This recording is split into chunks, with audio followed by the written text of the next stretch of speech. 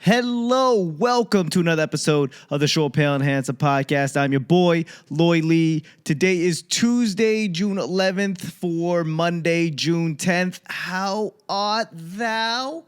Tell your ma I said hello. And today, yesterday was one heck of a day. I got caught up all day in a car dealership. Ooh, how exciting. Loy, are you stunting on us? Are you buying a new car? Are you upgrading from the Forester? I'm not. I was actually just doing like a maintenance oil change. And I know oil change is a little bit more expensive at the dealership. And you're like, why don't you just go to Jiffy Lube? It's like $40. Or you go to the dealership, it's like $80. And you go, I don't know, man. I just feel better just getting all my shit done at a dealership. Just because I feel like they're gonna fuck me on the warranty. Like I bought the extended warranty. Like, why would you do that? It's because I got fucking things to worry about, okay? I don't want to buy it and have the transmission blow out and I'm not going to cover it. And I feel like if I don't buy my maintenances from there, if I don't get my car serviced there, that's how they're going to like, well, if you had gotten your oil change here, not Jiffy Lube, they could have told you that your transmission was going to blow. And since you didn't get it done here, you're shit out of luck. So I try to get that done there. And you think like an oil change and like, 78,000 mile maintenance, just be able to sort that out, right? I scheduled an appointment. They knew I was coming. I was on time. I was ready to go. 4 hours. I got there 11, 12, 1, 2, 3. Yeah, it was like almost 5 hours at the freaking car dealership. I know. Where you just at some point it was like, hey, do you want a new car? I've been like, what do I got to do to get out of this current predicament? How do I get rid of my current car just to get the fuck out of here? I've been here 5 hours for a goddamn oil change, right? You could have told me anything. Hey, buy this new car, trade in the old one. Your payment's going to be $1 million a month, but it's fine. You'll be able to go home right now. Like, fuck, right now? $1 million? Let's go do it. I don't have $1 million, but it seemed like a phenomenal idea at the time. Just that's all I gotta do is pay $1 million so I can get out of this dealership. It's like it's bad enough that they play music that I don't even like. They play what a movie would think a top 40 song sounds like. It's not. It sounds like a top 40 song, but it's like not a song anyone's ever heard of. It's just what's a top 40 song sound like? Here it is. And it's not a real song. It's just a song made for a movie on a soundtrack that no one's ever going to listen to. Yeah, you get to hear 40 versions of that over and over again for 5 hours. You know how many times I heard the same song that I've never heard before until I got there? At least 10 times. Like, it would almost be better if they just put on a radio station, The Wave FM, and I'll just listen to Kenny G just fucking balls deep all for 10 hours, 5 hours. I'd listen to dum dum da da dum dum da da dum dum dum da da da da da dum dum da da do do do do for fucking 5 hours. At least I know that song. It gets stuck in my head. I can't even tell you what song. And some fucking boy band. I don't know. Lloyd, that does. Yeah, you never heard that song. That's why it doesn't sound recognizable to you. And I can't sing. I'm just saying I'd rather listen to actual top 40 music than knockoff top 40s. Now, that's what I call music, knockoffs. Anyways, dealership, right? Should be $80. Maintenance, I just assume they're going to rotate the tires, right? Spin those motherfuckers around a little bit. I think they're do like real simple shit. It cost me like $300 because they had to change the brake light, which was $30. If I knew, like, the thing was, like, they gave me a grand total, like $300. I was like, well, that's way more than I care to spend, but I'm here. You guys are going to do it right. Let's just knock it out. That's fine. It's not. but it's fine. Whatever. And then the problem is they give you an itemized receipt. Not like your taxes, but they give you an itemized receipt, and you're looking at it, and you go, cabin filter, $30. I'm pretty positive I could have walked into any O'Reilly's and not get fucked. I'm sure I could have bought a cabin thing at O'Reilly's or AutoZone. Get into the zone, AutoZone. I could have done that for, I'm pretty sure, $15. I could have Amazon Primed it for fucking 19 cents from China, and I could have just thrown it in myself, right? But I was like, $300, that's fine. All the maintenance, I just looked at it. They just changed the cabin filters and a fucking brake light. Brake light, $30. And here's the problem. People. You figure, hey, we're going to fuck you real good on the cabin filters, and that's, whatever. You got to make your money, boo-boo, right? I figured that would include the installation. No, $35 to install it. I don't know how much you get paid an hour, but I know that I could have done that in 10 minutes. No bullshit. It's not that difficult. Couple clamp, knock it in there, throw it out the other one. I'm surprised they didn't fuck you on the disposal. Well, it's a hazardous material. You can't just throw this outside into the garbage. Bullshit.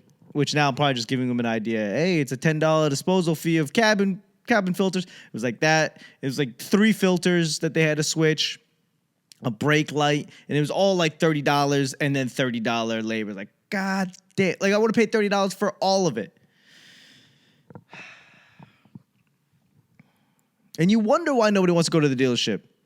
The only thing out of the stereotypical dealership experience that everybody says is fucking bullshit is nobody tried to upsell me into another car. And at that point, that was a time I was like, I'll go buy a new car.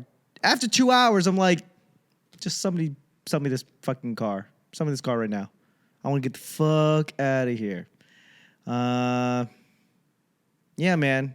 That's where I spent. And then I was like, oh, well, I've been here 5 hours. Let me go fucking go to the mall. Let me just make myself feel happy. Let me just walk it off. Let me go to the mall. And then I just realized that is depressing in and of itself. I went to a mall. It was a nice, fancy mall. And I was like, hey, let me just walk around. I found no joy in it. And it wasn't because I was angry. It felt like the zombie apocalypse. It felt like this is where your dreams go to die. This is like nobody's here. Nobody's here. It's me, the guy that works at the fucking cell phone kiosk, and the woman that asks you a question that's basically the question. Miss, can I ask you a question? That is the question. You've asked it to me, and it's that person, right? It's just us. We're just staring at each other. And the woman sitting outside the Chinese restaurant thing that's trying to give you free chicken samples. Here's a chicken piece. Here's a chicken piece. Listen, I don't eat at malls. I don't know if that's a thing that you do or do not do.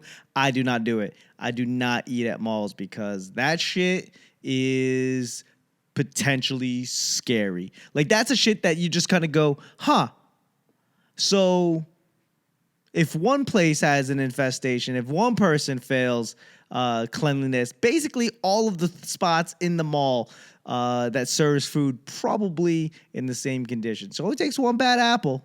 You know that saying, it only takes one bad apple? It's true. It only takes one bad apple. And I don't eat at the mall. And you're like, oh, that's kind of skeptical. What about Chick-fil-A? Maybe Chick-fil-A, but probably not. I'm not on the board of listening to mall food violations. I'm not on that board. I'm not in that email string. I'm just saying, I know working at a mall that if one's bad, I don't care if it's the Friendlies in the front of the mall. If that place is fucked, I'm going to tell you Sbarro's is probably in no better condition. I don't know. I don't live in where you live. I don't go to your mall, but ask the dude at Cinnabon and be like, hey, would you eat at this mall? And I bet you the dude at the Cinnabon goes, no, definitely don't eat at the Taco Bell. I don't know. I don't know why I'm picking on Taco Bell. I'm just saying there's always one. Everyone at the mall knows not to eat at one of the places. At least one of the places. When I worked at a mall, I would go somewhere else, even though I could get hooked up for free food because everybody loved me because I'm that kind of an endearing guy. Everyone would be like, "Oh yeah, we're just gonna go outside of the mall because don't eat there, don't eat there." What else? What else? I'm gonna just say that 3 times. That's how flustered being at a car dealership and I'm not buying a car for 5 hours. I go to places where I can't even negotiate. I just don't want to do it. I just go, that seems about right. That price seems to be what I can afford. That's the car I'm looking for. Let me just buy it.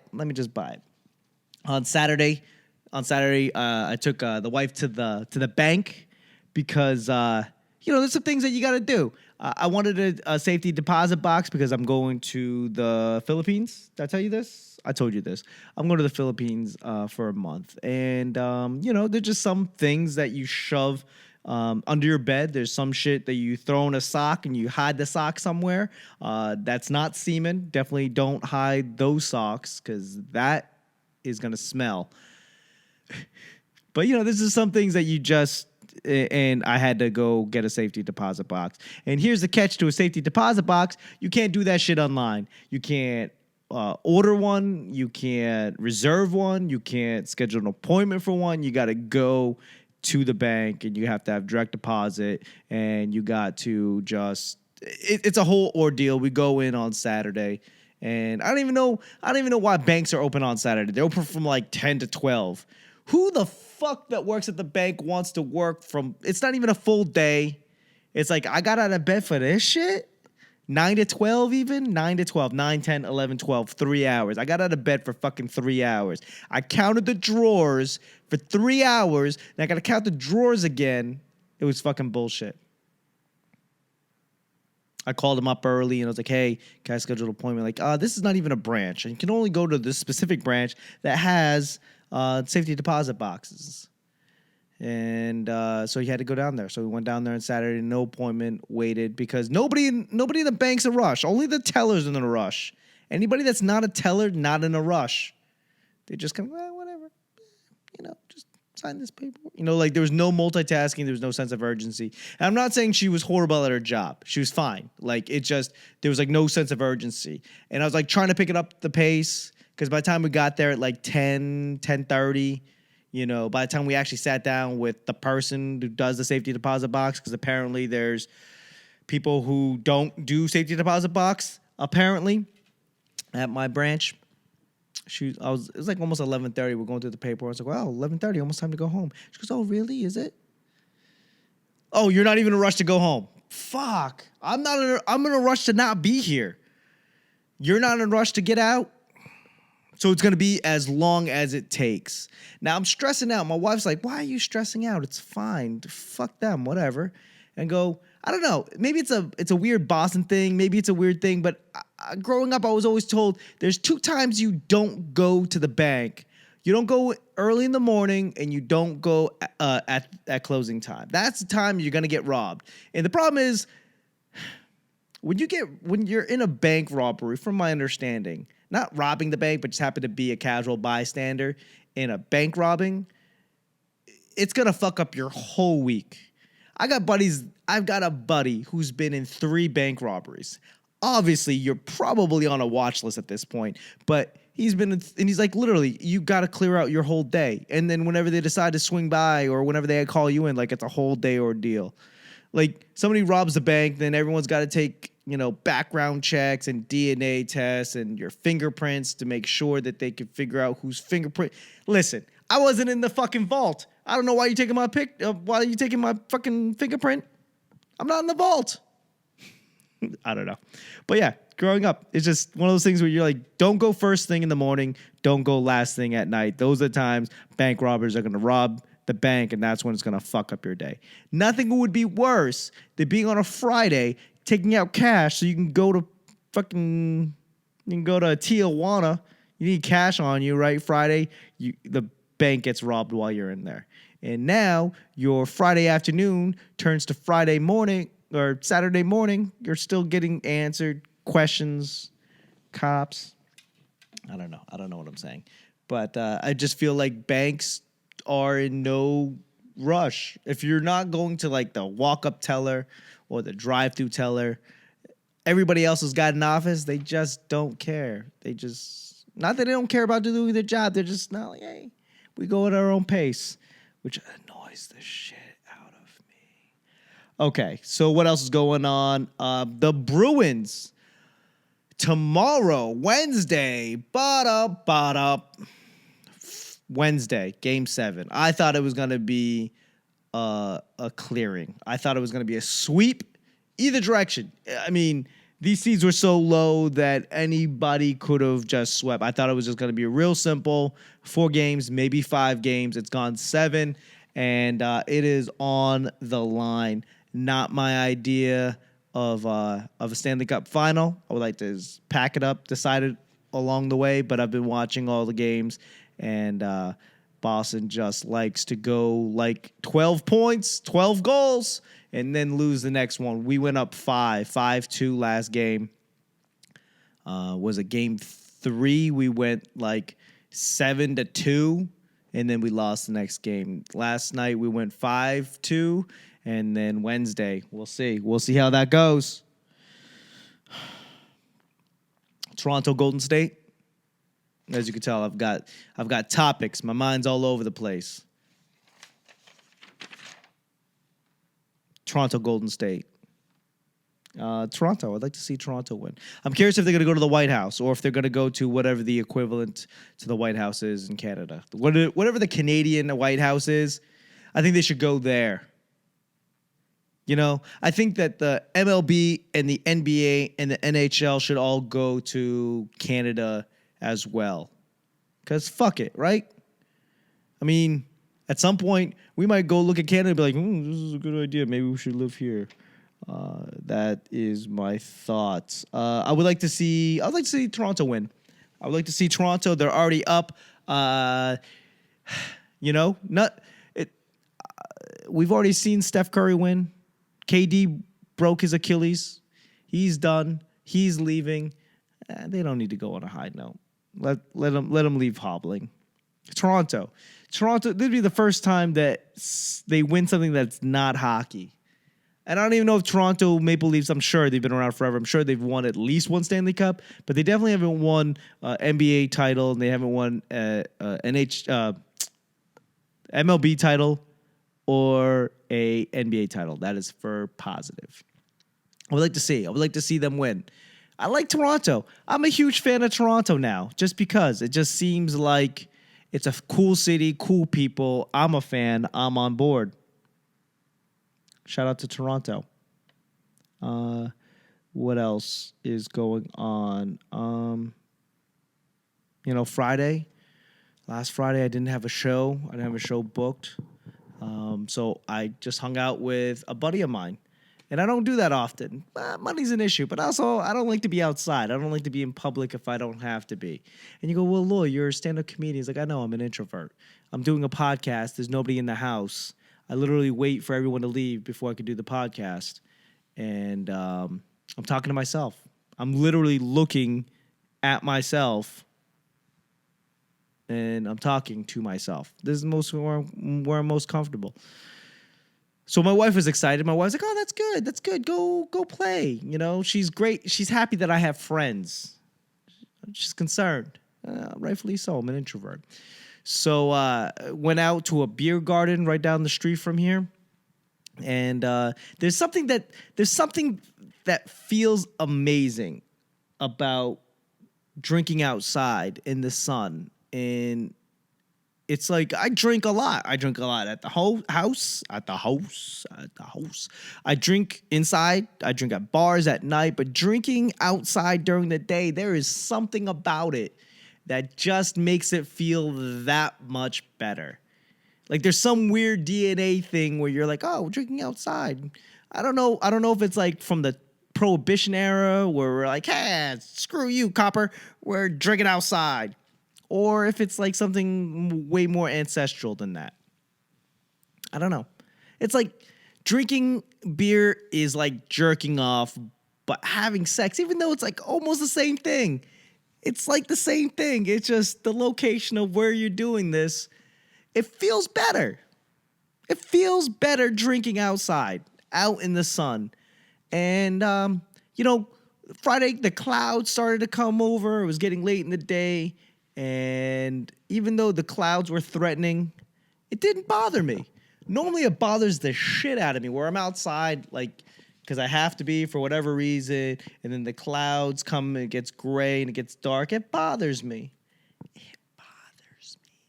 But not so much. I was drinking. I was like, well, the beer's paid for, so fuck it. If it rains, it rains. It didn't bother me. I feel like that's better. It puts me in a better spot. So I just hung out, shooting the breeze. I don't know. I don't mind talking so much. I just don't like people. I don't like crowds. But, I'm trying to get better. What are you going to do, I've been watching Mad Men a lot. And here's the thing. I think, I'm on season 5. I'm just trying to rip through this. And again, I'm telling you, it's not an exciting series, but it's good. It's not great, but it's not boring, but it's very slow. It hits you right there in the middle where it could be on the background and you're engaged while it's in the background. But if you're sitting watching it, it's like, nah. But I think I'm going to challenge myself. For the next 2 seasons, I'm going to do, I'm going to pound. Every time they drink, because they drink a lot, I'm going to pound water. That's my drinking challenge because I need more water in my life. I drink coffee and I drink water. But I don't drink enough water. So it's like, I'm going to watch it. And then whenever they break open the bottle, I'm drinking water. Pounding a water just like them. See how many I can get through. See how much I'm going to drink. And see if I can't lose some of this weight before I go to the Philippines. Or maybe I'll do push-ups. Ooh, Loy. Look at that. Pound water and do push-ups every time they drink. That sounds like a challenge. It reminds me when I first moved to LA from Boston. I was sleeping on a buddy's couch. Buddy of mine from Boston. Am I clicking? I'm clicking. A buddy of mine from Boston moved out to LA, and then when I decided to move, he was like, "Oh, just come and live with me." Dope. I love you. Thank you.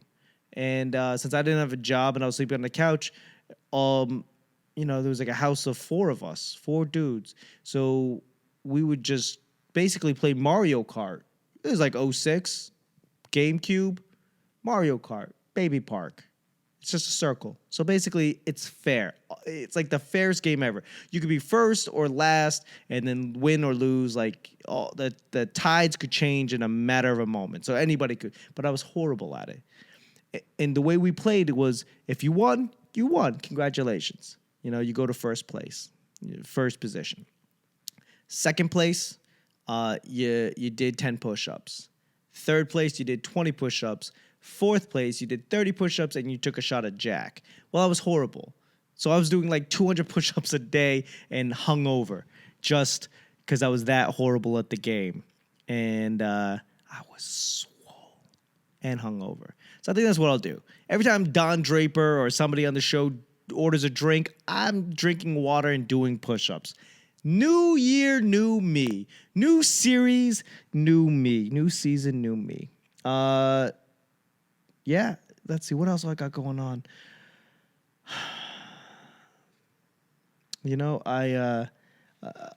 My wife got a new healthcare plan.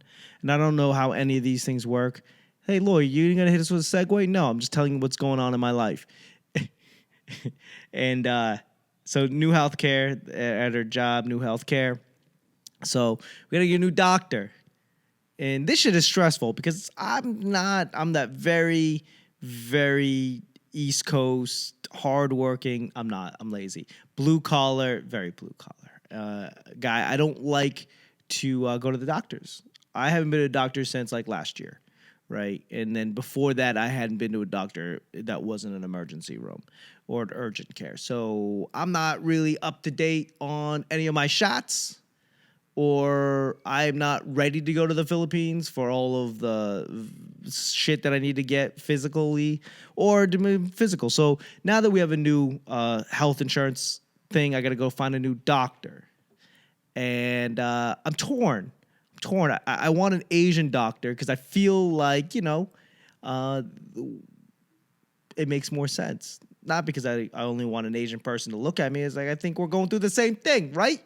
You're a doctor. You're Asian. I'm Asian. You should probably have a better idea of how, like, the things that we need a little bit better. Like, last time I went, maybe, I don't know, when I was younger, I went to a doctor, and he was like, yeah, you should probably cut down on white rice. And I was like, go fuck yourself.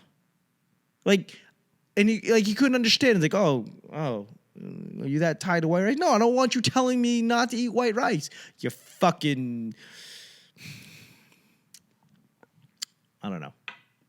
It's like very strange to have a white guy tell you all of the bad things about white rice. Yeah, it didn't feel right. Like now that if I get an Asian doctor, my last doctor was Asian. He was like, yeah, I get it. Like, it's difficult. You got to eat around it or eat better, or, just there's things that you can do. He understands that there is, there's a cultural aspect to the way we do things. And I think that if my doctor was Asian, I don't know, he would just have a better idea. He'd be more sympathetic to my lifestyle than in like my physical form. Now I'm just trying to debate, like, should I get like an Asian female doctor, an Asian male doctor? Asian male doctor, I don't know. Is he going to yell at me like a dad? Be just disappointed at like my cholesterol or my blood pressure or whatever else they measure. Be like, disappointing. You're below average. Well, that's good, right? Low cholesterol? No. You're below the average rate of acceptable. You failed. Your blood pressure failed, son. I don't know. Or it's like, do I get an Asian woman doctor and she just treats me like a child? I'm like, I'm probably older than you at this point. I don't know why you're talking condescendingly, but she cares. Maybe she just kicks in a motherly, like, oh, I care. I don't know. So I'm debating. And on top of that, I know they're going to ask me questions like I really don't have the answers to. So tell me about your health. I don't fucking know shit. You're Asian. I'm Asian. We both know that our parents don't tell us anything. They just wake up one day and your parents are dead. And they didn't tell you that they had a heart condition. They didn't know because they never see a doctor. You know how this works. I just need somebody more sympathetic to the expectations in which they could ask me questions. And the guidance, more sympathetic to the guidance in which that they're going to give me. Who knows? So, yeah, I'm looking for a new doctor. And I don't know. I go to the healthcare website, and I go, what's close to my house? Read the reviews, go to the Yelp reviews. At this point, like, I feel like I'm Facebook stalking them. I just need shots, bro. Probably due for a bunch of shots. I don't know how it all works, but hopefully they do, because hopefully that's the profession. Be like, hey, listen, I'm going to the Philippines, and I haven't had shots in, I don't know, since kindergarten. So what do you got for me? What do you got? Shout out to Big Papi. He got shot out in the DR. Something crazy going on in the DR. Just tourists dying. Fucking people drinking bleach by accident. Dying. Big Papi got shot in the Dominican Republic.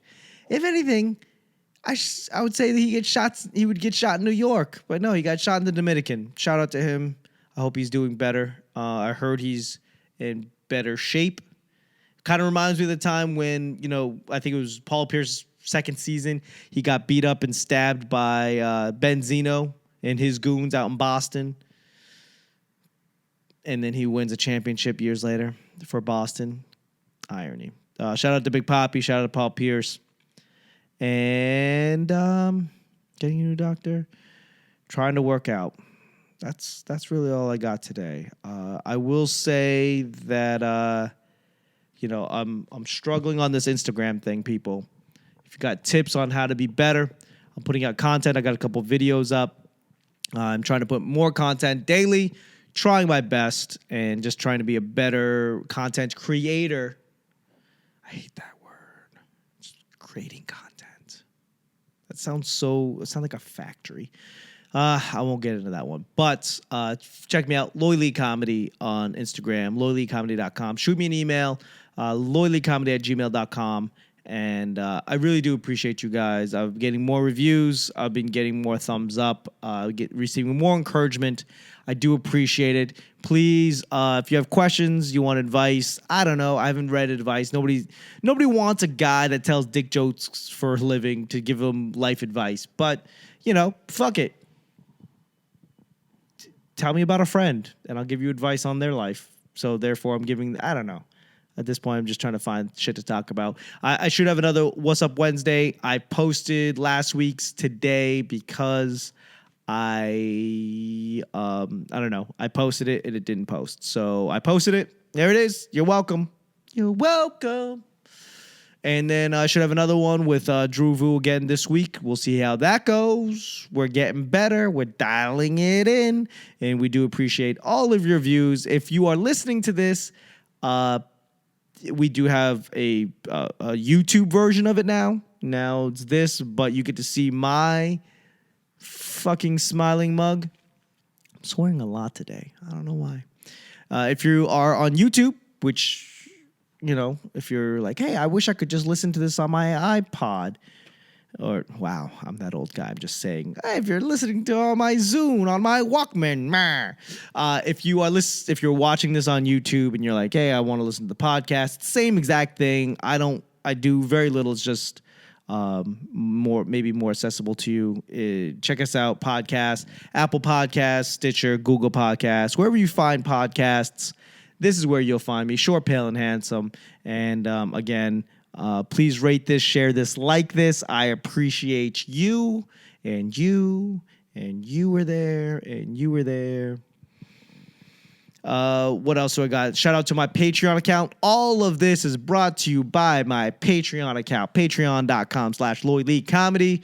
And that's all I got. If you're not familiar with Patreon, it's basically a monthly subscription Kickstarter. If you want to throw me $1 a month, $5. If you want to pay my rent, we can make all of that possible. Call your local, two promos, patreon.com. You want to throw me some money? patreon.com/loyleecomedy. Also, the campaign has begun. Call your local comedy club, shoot them an email, put a message on their Facebook, Instagram, whatever. Wherever you go watch comedy, tell them you want the boy, Loy Lee, to come through. And, that's how we're going to make this move. So I appreciate you guys. I love you. Please take care. Thank you very much for allowing me to be a day late. It's a big deal in my life. Don't go to the dealership. I love you. Bye-bye. Smooches.